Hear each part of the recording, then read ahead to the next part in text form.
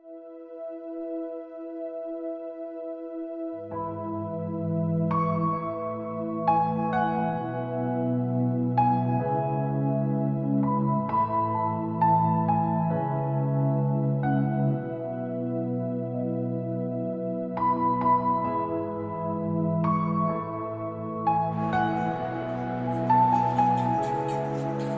Hebrew तपशील यहुदी विधी व प्रथा मिक्वे.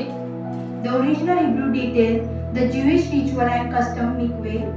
तर विधीतील शब्द तेविला तवल मूळ सत्य काय आहे.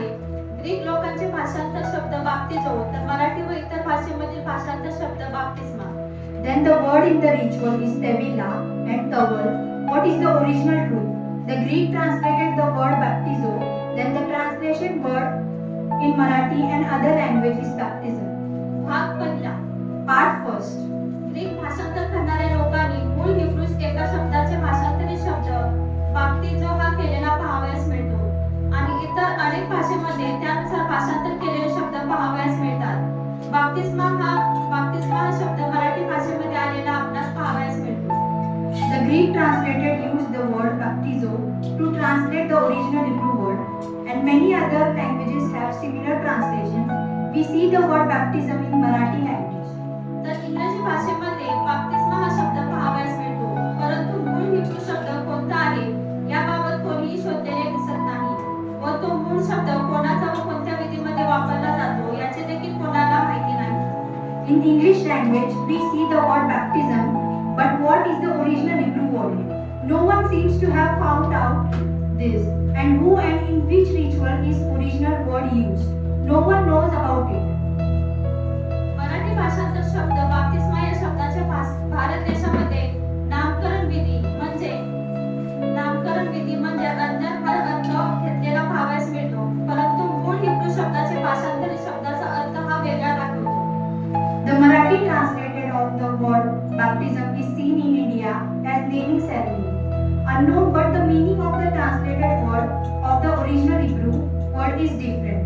प्रत्येक भाषेमध्ये जे काही भाषांतरित शब्द आलेले आहेत ते शब्द योग्य आहे किंवा अयोग्य आहे याचे परीक्षण कोणी करीत नाही आणि चुकीचे शब्द हे पवित्र शास्त्रातील वचनावर संदेश देत असताना किंवा वचनाचे शिक्षण देत असताना मंडळांना मूळ सत्य ज्ञानापासून सर्वांना अज्ञानामध्ये ठेवले आहे.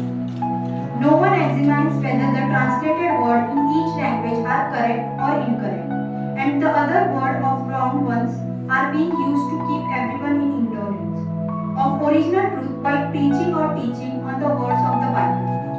बाप्तिस्मा या विधीचे मूळ उगमस्थान व मूळ हिब्रू शब्द काय आहे. What is the origin and original Hebrew word of the ritual of baptism? ह्याची सत्य माहिती या वेळेस आपण पाहणार आहोत. हे सर्व संदर्भ यहुदी मूळ हिब्रू धार्मिक विधीमध्ये घेतलेले आहेत. This time we will see the true information. All these references are taken from the original Hebrew religious ritual of Jewish. त्याबाबत आपण सविस्तर पाहणार आहोत. याची तपशील माहिती आपल्यास Google वरून देखील माहिती काढता येईल. We will look into this in detail. You can find out detailed information in the Google. बाप्तिस्म्यामागील मूळ हिब्रू सर्वसाधारण कल्पना तेविला आहे, ज्याचा मुख्य अर्थ बुडवणे किंवा मग्न स्नान असा होतो. The basic Hebrew general idea behind baptism is tevila, which basically means to dip or to immerse or bath. हा शब्द विशेषतः धार्मिक शुद्धीकरणासाठी मिक्वे नावाच्या पाण्याच्या टाकीत पूर्ण शरीर बुडवण्याच्या विधीला संदर्भित करतो. विधीचे स्नान. This word specifically refer to the ritual of immersing the whole body in a water tank called mikveh for rituals purification, ritual bathing. नवीन करारातील ग्रीक भाषांतरित शब्द बाप्तिजो वापरला गेला असला तरी ही प्रथा यहुदी परंपरेत मिक्वे, ज्याचा अर्थ पाण्याचा संच किंवा गोळा केलेले पाणी, झरा, पाऊस किंवा नदी. Although the Greek word baptizo is used in New Testament, the practice is known in Jewish tradition as mikveh, meaning a pool or a pool of water, spring, rain or river. ज्याचा वापर धार्मिक विधी शुद्धतेसाठी शरीराच्या विसर्जनाद्वारे केला जातो, विशेषतः मासिक पाळी, बाळंतपण किंवा धर्मांतराच्या वेळी मध्ये बुडवण्याच्या परंपरेत रुजलेली आहे, जी आध्यात्मिक आध्यात्मिक शुद्धीकरण आणि शुद्धीकरणासाठी वापरली जाणारी एक धार्मिक स्नान आहे. मिक्वे हिब्रू मुळांबद्दलचे महत्त्वाचे तपशील. Used for ritual purification by immersion of body, especially during menstruation, childbirth or conversion, is rooted in tradition of immersion in a mikveh, a religious bath used for spiritual cleaning and purification. Important detail about the Hebrew root of mikveh. तेविला विसर्जनाच्या कृतीसाठी संज्ञा. Tevila, noun for the act of immersion. तवर Hebrew क्रियापद ज्याचा अर्थ बुडवणे किंवा बुडवले जाणे असा होतो, जो हिब्रू बायबलमध्ये वापरला जातो. Tawal, a Hebrew verb meaning to immerse or to immerse, used in Hebrew Bible. मिक्वे या विधीसाठी वापरल्या जाणाऱ्या जिवंत पाण्याचा वाहत्या पाण्याचा संग्रह किंवा संच. Mikveh, a collection set of living water, running water used for rituals. संदर्भ दुसऱ्या मंदिर काळात तेविला ही शुद्धीकरणाची एक प्रथा होती आणि अजूनही आहे, जसे की अशुद्धतेच्या संपर्कानंतर किंवा यहुदी धर्म स्वीकारणाऱ्यांसाठी धार्मिकदृष्ट्या शुद्ध होणे. Reference, Tevila was a practice of purification in Second Temple period and still is, such as, for example, for the purification of religious vision after contact with impurity or a convert of Judaism. बाप्तिस्मा हा शब्दाद्वारे Greek भाषेमध्ये Hebrew शब्दाची भाषांतर करून त्याची नकल केलेली आहे, जो कायद्याच्या धार्मिक विधी विसर्जनाच्या तेविला आवश्यकतेमध्ये रुजलेली आहे. The word baptism is a Greek translation of Hebrew word which is rooted in Jewish law, rituals, immersion requirement of Tevila. 3:29-14 olive झाड मशिया संबंधीचा सहभागिता www.olivetreemyceline.org तोरा भाग #27 ताजरिया ती गरोदर राहते. 3:29-14 The Olive Tree Masonic Fellowship www.olivetreemasonic.org Torah portion #27 Tazaria she conceived. तोरा levy 12 अध्याय 1:13-59 हफ्तारा दुसरे राजे 4 अध्याय 42 5 अध्याय 19 ग्रीक चांदाशा मध्ये 8:1-4 प्रेषितांची कृत्ये 22:14-16 Torah Levi chapter 12 verses 1-13 Haftarah 2 King chapter 4 verses 42 and 5 and 19 British Chandasha Matthew chapter 8 verses 1 and 4 Acts chapter 22 verses 14-16 says. हफ्तारा या Hebrew शब्दाचा अर्थ शाबात किंवा सणाच्या दिवशी तोरा हा वाचला जातो किंवा हफ्तारा या हिब्रू शब्दाचा अर्थ निरोप घेणे किंवा समाप्ती असा होतो. The Hebrew word Haftarah means the Torah is read on the Sabbath or feast day, or the Hebrew word Haftarah means farewell or ending. बाप्तिस्मा Baptism, आणखी भाषांतरे more translation, सर्वांचा विस्तार करा expand all do, नामकरण विधी. naming ceremony.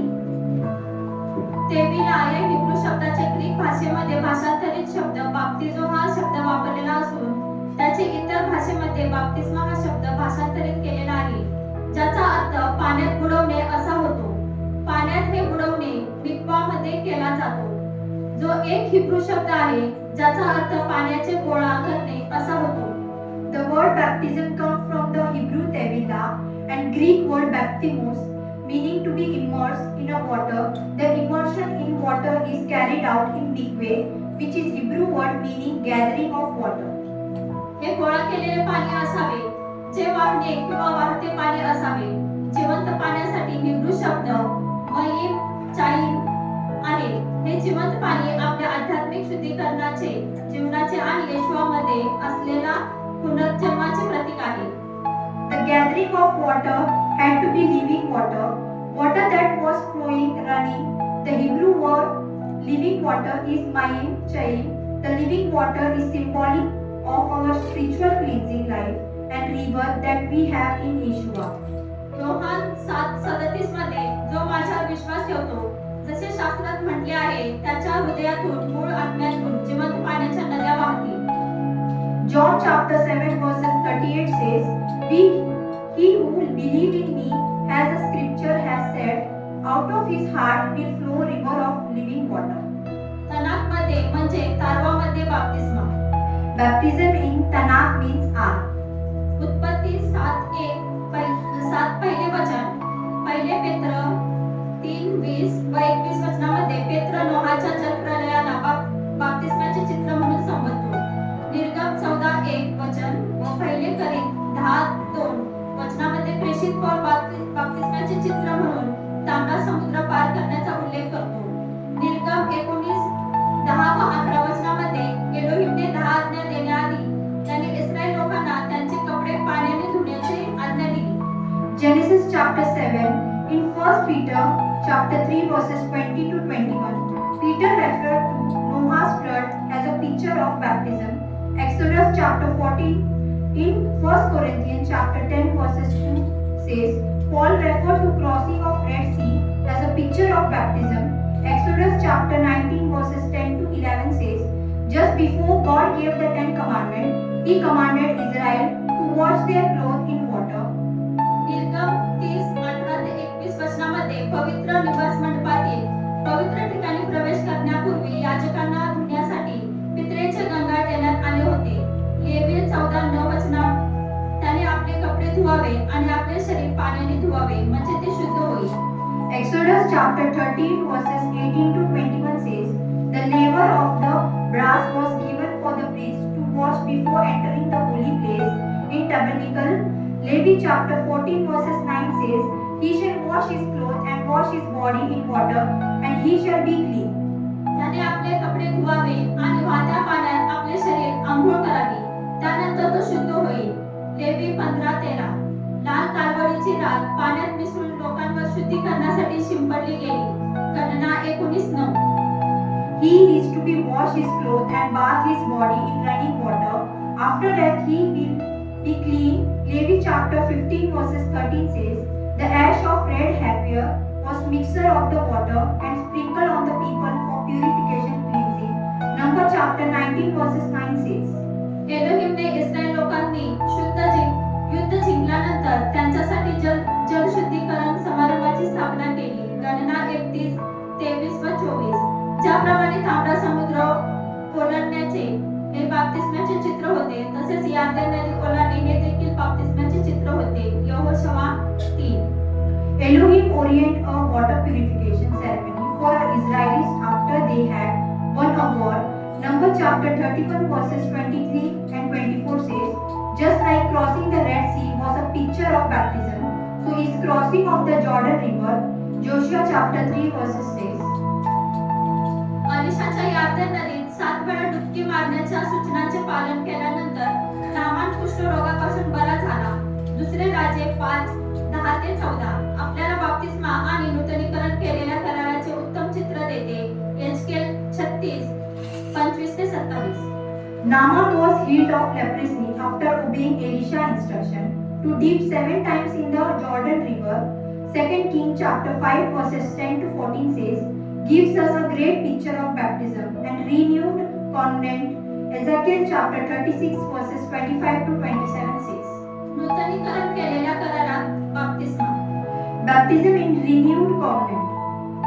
म्हणून जा आणि सर्व राष्ट्रांना शिष्य करा, त्यांना पित्याच्या पुत्राच्या आणि पवित्र आत्म्याच्या नावाने बाप्तिस्मा द्या. मत्ते 28:19 Go therefore and make disciples of all nations, baptizing them in name of Father and the Son and the Holy Spirit. Matthew chapter 28 verses 19 says, पेत्र त्यांना म्हणाला, तुम्हापैकी प्रत्येकाने पापांची क्षमा व्हावी म्हणून येशूवा मसीहाच्या नावाने पश्चाताप करा आणि बाप्तिस्मा द्या, म्हणजे तुम्हाला पवित्र आत्म्याचे दान मिळेल. प्रेषितांची कृत्ये 2:38 Peter said to them, repent and immerse every one of you in name of Yeshua the Messiah for the forgiveness of sin, and you will receive the gift of Holy Spirit. Acts chapter 2 verses 38 says, जेव्हा तुमचा बाप्तिस्मा झाला तेव्हा तुम्हाला मसीहाला जसे पुरण्यात आले तसे तुम्हाला पुरण्यात आले. जेव्हा तुम्ही बाप्तिस्मात उठवण्यात आला तेव्हा तुम्हाला मसीहाप्रमाणे तसेच उठवण्यात आले. कलसेकरास पत्र 2:12 when you were baptized, you were buried as Messiah was buried. When you were raised up to in baptisma, you were raised as the Christ was raised. Colossians chapter 2 verses 12 says, उठा बाप्तिस्मा घे आणि अदोनाईच्या नावाचा धावा करून तुमची पापे धुवा. प्रेषितांची कृत्ये 22:16. Arise and be baptized and wash away your sin, calling on the name of Adonai. Acts chapter 22 verses 16 says, कारण तुम्ही जितक्याने मशिहामध्ये बाप्तिस्मा घेतला तितक्याने मशिहाला परिधान केले आहे. गलती 3:27. For as many of you as were immersed in Yeshua Messiah have put on Messiah. Galatians chapter 3 verses 27 says, यहुदी धर्मात मिक्वाच्या पाण्याला जगाचे गर्भ असे संबोधले जाते. जेव्हा कोणी मिक्वाच्या पाण्यात उतरतो तेव्हा ते त्यांचे जुने मूर्तिपूजक आणि अशुद्ध मार्ग सोडून जातात. ते लाक्षणिकरित्या त्यांना त्यांच्या जुन्या जीवनाला मरतात आणि एका नवीन आणि स्वच्छ व्यक्ती म्हणून पाण्यातून बाहेर येतात.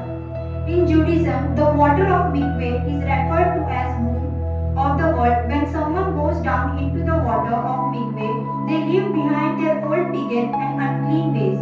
They symbolically die to their old life and come out of the water as a new and clean person.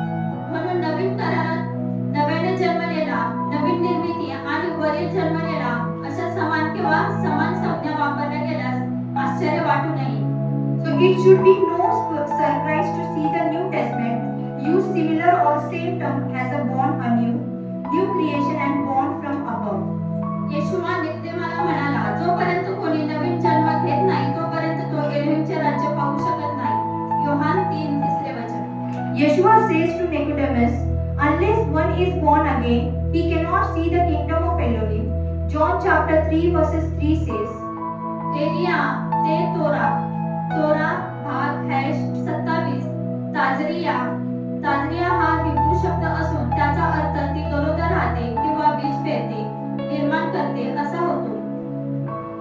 Elia to Torah portion hash 27 Tazariah. Tazariah is a Hebrew word that means she conceived or sows seeds, creates. 3:29-14. तोरा levy 14:8-9 वचने. Torah Leviticus 14 chapter 8 and 9 says, 8वे वचन, ज्याला शुद्ध ठरवावयाचे आहे त्याने आपले कपडे धुवावे, आपले सर्व केस मुंडून घ्यावे आणि स्नान करावे, म्हणजे तो शुद्ध होईल. त्यानंतर तो छावणीत जाऊ शकतो, परंतु 7 दिवस त्याने आपल्या तंबूबाहेर राहावे. the one to be cleansed must wash his clothes, shave off all his hair, and wash, then he will be clean. After that he may go into the camp. However, for 7 days he will live outside his tent. 9वे वचन, 7व्या दिवशी त्याने आपले डोके, दाढी आणि भुवयांचे केस, सर्व केस मुंडावे आणि आपले कपडे व शरीर धुवावे, म्हणजे तो शुद्ध होईल. On the 7th day he must shave off all his hair on his head, his beard and his eyebrow, and he must wash his clothes and body, then he will be clean.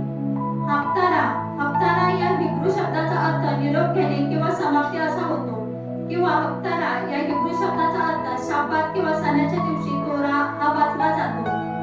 वचने. Haftarah, the word Hebrew Haftarah means farewell or ending, or the Hebrew word Haftarah means the Torah is read on the Sabbath or feast day.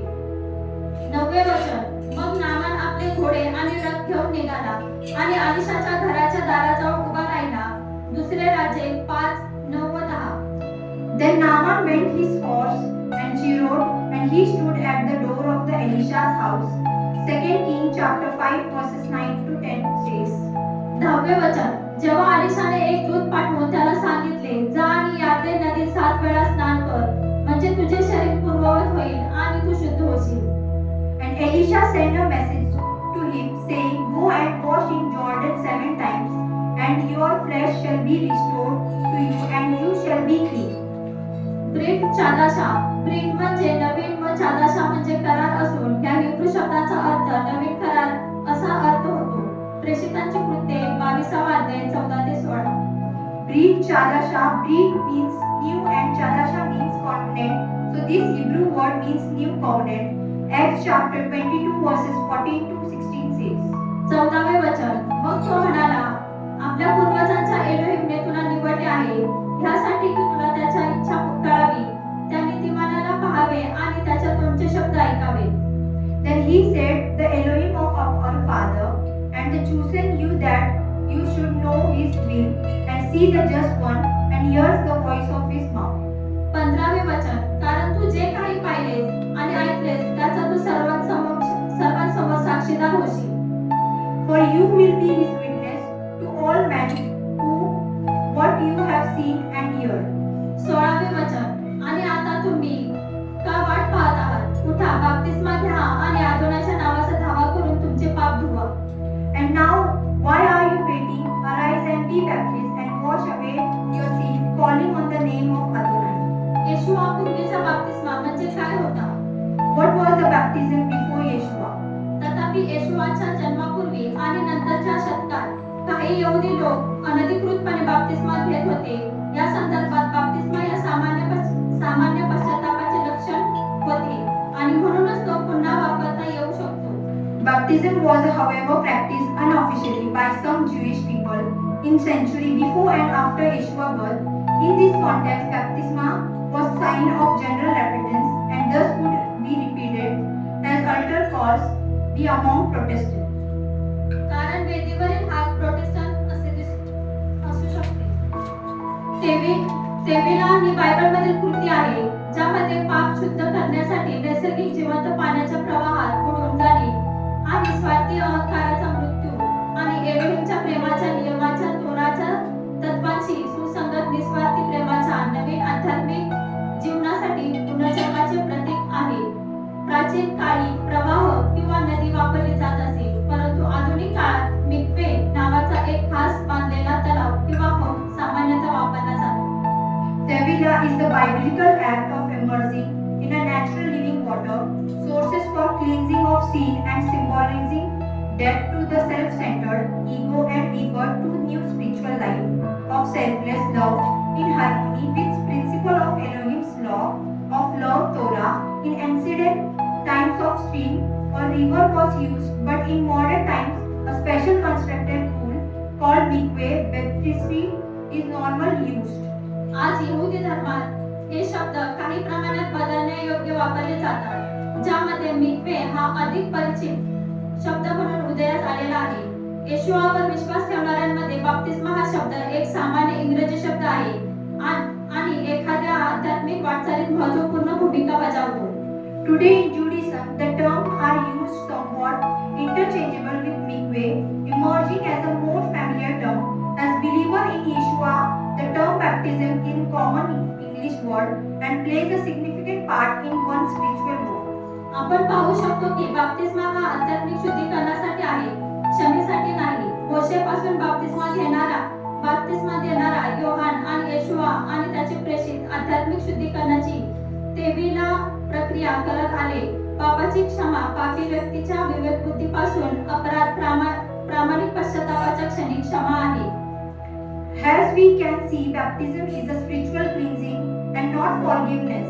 It's been around ever since Moses, John the Baptist, and Yeshua and his apostle came performing the Tevila process of spiritual cleansing, forgiven sin, guilt of the conceit of sinner, forgiven at the moment of sinner's repentance. संबंधित Related, आजचे Christian लोक पवित्र आत्म्याने बप्तिस्मा घेतलेला नसतानाही ते कृपेखाली आहेत असे का मानतात? कारण कृपा ही देणगीच्या मापानुसार दिली जाते.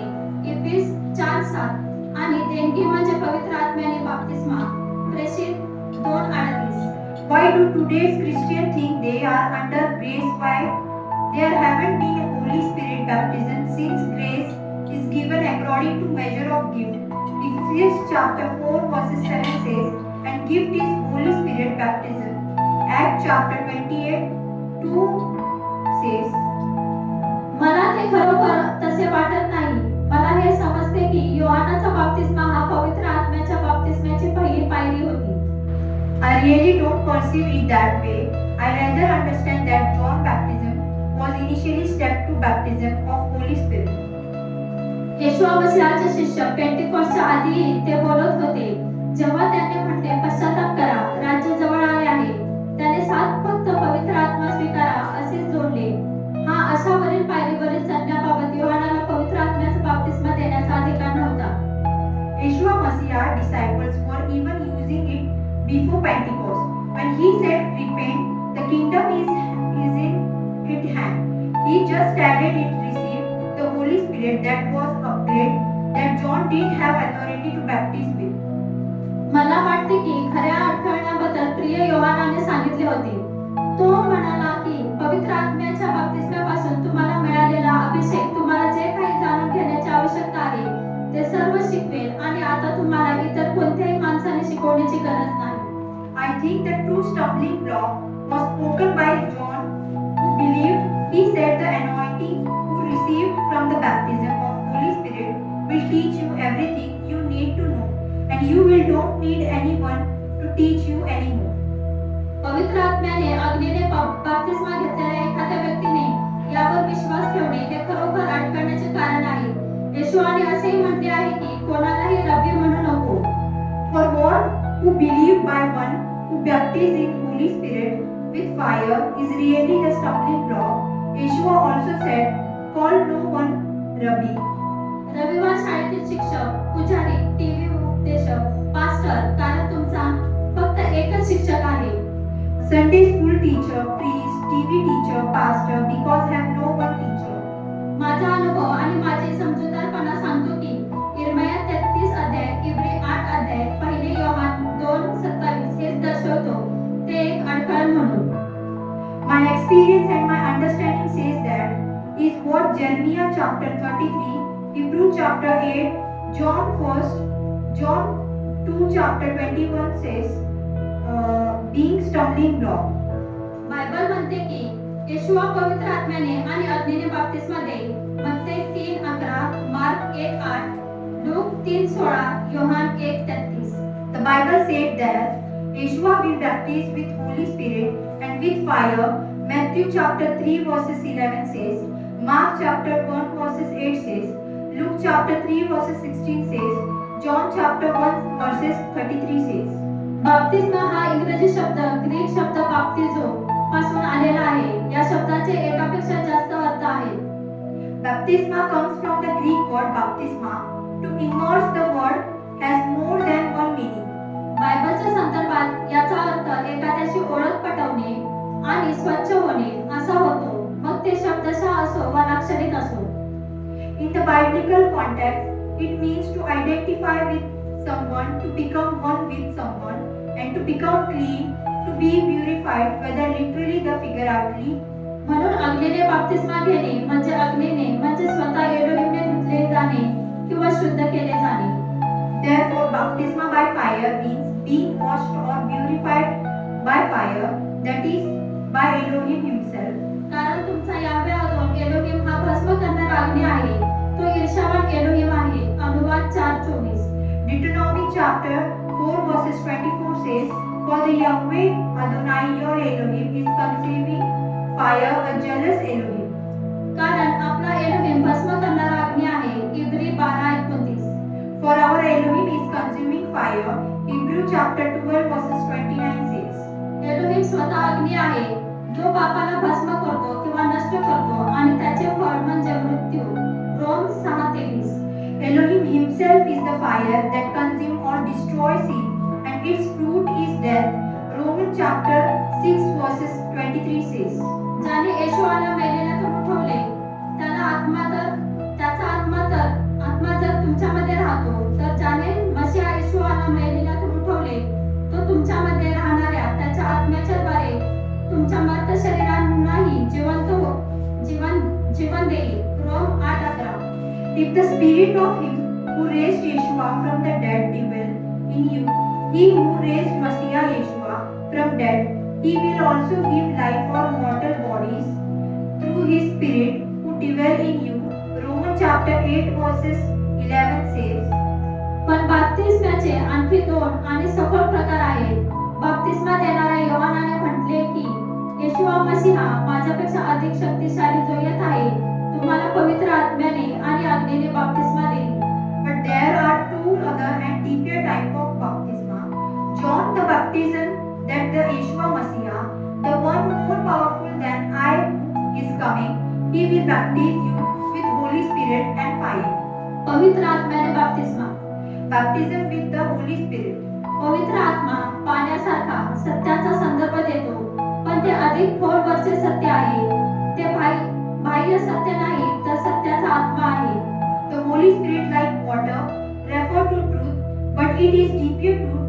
It is not an external truth, but the Spirit of truth. जेव्हा सत्याचा आत्मा येईल तेव्हा तुम्हाला सर्व सत्यात मार्गदर्शन करेल, कारण तो स्वतःहून बोलणार नाही, तर जे ऐकेल तेच तो बोलेल आणि येणाऱ्या गोष्टी तो तुम्हाला सांगेल.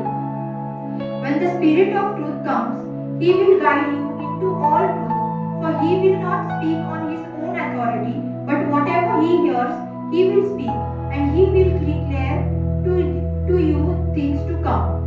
योहान 16:13 आणि योहान 14:16-7 वचन व 15-26 वचन देखील पहा.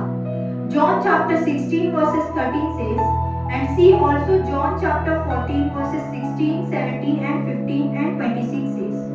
म्हणून पवित्र आत्म्याने बाप्तिस्मा घेणे हे पापापासून पश्चाताप करून आणि त्याऐवजी दयाळूपणा आणि सत्याने बोलणे आणि कृती करून आपल्या बाह्य जीवनाच्या शुद्धीकरणाच्या पलीकडे जाणारे पुढचे पाऊल आहे. पवित्र आत्म्याने बाप्तिस्मा घेणे म्हणजे आपल्या अंतर्मनाची आणि विशेषतः आपल्या विचारांची श्रद्धांची शुद्धीकरण होय. Therefore, the baptism in the Holy Spirit is the next step beyond the purification of our outward lives by repenting of sin, and instead of speaking and acting in kindness and truth, the baptism in Holy Spirit is the purification of our inward lives and especially our thoughts and beliefs. जेव्हा आपण पवित्र आत्म्याने बाप्तिस्मा घेतो तेव्हा आपण सर्व सत्यात पवित्र आत्म्याच्या मार्गदर्शनाचे पालन करतो आणि पवित्र आत्म्याला आपले विचार, आपले विश्वास पुन्हा घडवू देतो. When we are baptized in Holy Spirit, we follow the Holy Spirit guidance into all truth. We allow the Holy Spirit to reshape our thinking, our faith, our belief. पवित्र आत्म्याने बाप्तिस्मा घेण्याचा परिणाम म्हणजे आपले मन व आत्मा हा ज्ञानी होतो आणि आपण एलोहिमच्या आध्यात्मिक सत्याच्या प्रकाशात चालतो. The result of being baptized in Holy Spirit is that our minds are engaged and we walk in the light of Elohim spiritual truth. अग्नीने बाप्तिस्मा. Baptism by fire. मत्तई 3:11 वचन आणि लूक 3:16 वचनामध्ये उल्लेख केलेला बाप्तिस्माचा तिसरा आणि शेवटचा प्रकार म्हणजे अग्नीने बाप्तिस्मा. The third and final form of baptism mentioned in Matthew chapter 3 verses 11 says, and Luke chapter 3 verses 16 says is baptisma by fire. प्राचीन काळापासून सर्व संस्कृतीमध्ये अग्नीला तिच्या उष्णतेसह प्रेमाचे प्रतीक म्हणून पाहिले गेले आहे. शल्मोनाचे गीत नावाच्या प्राचीन प्रेम कवितेत 8:6 आपण वाचतो. Since ancient time, in all culture, fire with its heat has been seen as symbol of love. In ancient love poem called Songs of Solomon 8:6 we read, तू आपल्या हृदयावर मला शिक्क्याप्रमाणे शिक्क्याखाली सारखी आपल्या बाहूवर ठेव, कारण प्रीती मरणासारखी बलिष्ठ आहे, प्रेमाविषयी आशंका मृत लोकांसारखी कठोर आहे. तिच्या ज्वाला अग्नीच्या ज्वाला जशी यावे अदोनची ज्वाला तसा आहे. गीतरत्न 8:6 वचन. Set me as a seal upon your heart, as a seal upon your arm, for love is strong as the death, passion fierce as grave. Yahweh Adon flash are flashes of fire, a raging flame. Psalm chapter 8 verses 6 says, आणि जेव्हा शल्मोनाने पहिले मंदिर समर्पित केले आणि लोकांनी त्यावर यावे आदोन एलोहिमकडून अग्नी उतरताना पाहिले, तेव्हा त्यांनी सहजतेने ओळखले की ते त्यांच्यावरील यावे आदोन एलोहिमच्या प्रेमाचे प्रतिनिधित्व करते. And when Solomon dedicated the first temple and the people saw fire descending upon it from the Yahweh Adon, then they instinctively recognized that it is repeated the Yahweh Adon love for them. जेव्हा सर्व Israel लोकांनी अग्नीखाली येताना आणि मंदिरावर यावे आदोन एलोहिमचे तेज दिसले, तेव्हा त्यांनी जमिनीपर्यंत तोंड करून फरसबंदीवर नतमस्तक झाले आणि यावे आदोन एलोहिमची उपासना केली आणि त्याचे आभार मानले. When all the Israelites saw the fire coming down from the glory of Yahweh Adon on the temple, they bowed down with their faces to the ground on the pavement and worshipped the Yahweh Adon and thanked him, saying, He is good, for his love endures forever. 2 Chronicles chapter 7 verses 3 and Ephesians added. आणि म्हटले तो चांगला आहे कारण त्याची प्रीती सर्व काळ टिकते. दुसरे इतिहास 7:3 विशेषतः वर जोर दिलेला आहे.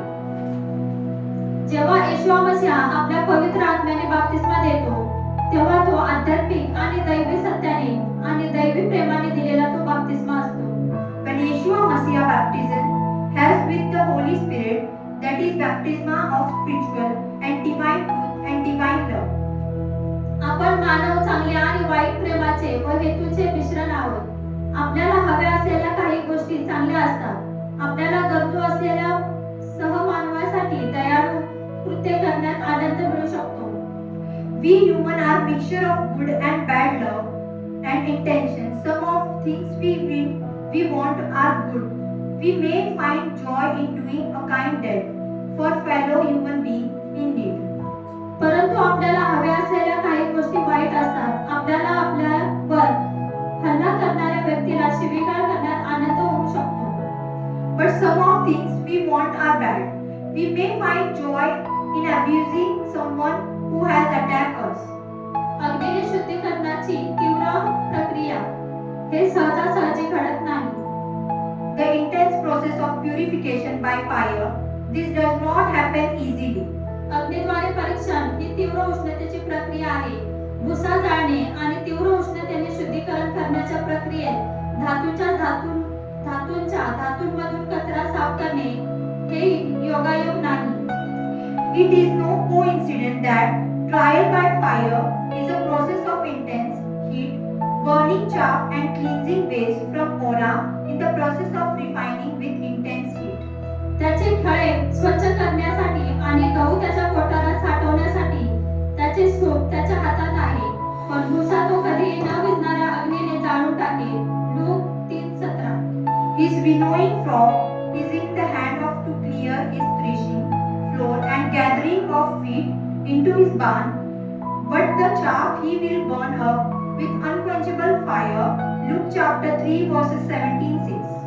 कारण तो शुद्ध करणाऱ्याच्या अग्नीसारखा आणि भस्म करणाऱ्याच्या साधनासारखा आहे. तो चांदी शुद्ध करणाऱ्याचा आणि शुद्ध करणाऱ्यासारखा बसेल आणि तो लेवीच्या वंशजांना शुद्ध करेल आणि त्यांना सोन्या चांदीसारखे शुद्ध करेल जोपर्यंत ते नीतिमत्वाचे यावे अदोलला अर्पणे सादर करत नाही.